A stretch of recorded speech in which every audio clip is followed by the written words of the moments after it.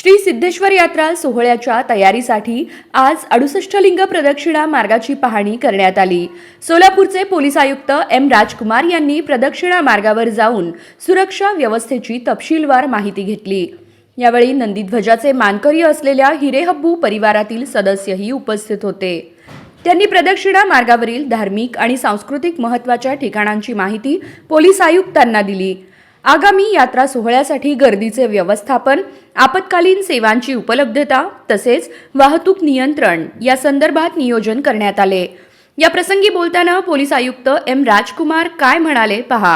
आज आपलं सिद्धेश्वर महाराजाच्या जानेवारी 13, 14, 15 दिवसीय होणारे कार्यक्रम जे आहे त्यानुसार आमच्या पूर्ण मार्ग आणि जे ठिकाणी कार्यक्रम होणार आहे, गर्दीचे होणार आहेत त्या ठिकाणी पोलीस विभाग आणि कॉर्पोरेशनच्या संयुक्त भेट स्पॉट व्हिजिटसाठी आज आलेल्या आहे।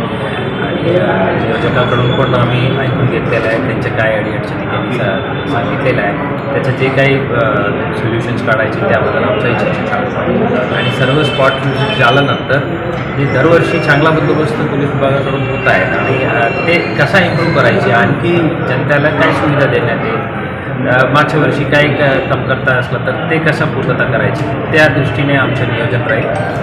कलेक्टर ऑफिस पण 2 वेळ या विषयावर बैठक घेतलेलं आहे आणि त्यांनी पण आम्हाला जे काही सहकार्य लागेल ते पूर्ण करणार आहे। कॉर्पोरेशन, कलेक्टर ऑफिस आणि पोलीस आयुक्तालय अशा आमच्या संयुक्त प्रयत्न पूर्ण जनतेला कुठलाही प्रकारचा त्रास नसताना हे 3 दिवसाचा कार्यक्रम आणि पूर्ण गटायात्रा होईल असं आमच्या अपेक्षा। दरवर्षी गर्दी वाढत जात आहे, मार्ग तेवढाच आहे आणि जे बाकी इन्फ्रास्ट्रक्चर बघितलं तर ते आजूबाजूच्या कॅरेजवेला नंबर ऑफ व्हेकल्सपासून सर्व वाढत जात आहे। त्यामुळे अवेलेबल इन्फ्रास्ट्रक्चरमधून आम्हाला क्राऊड मॅनेजमेंट करण्यात येते।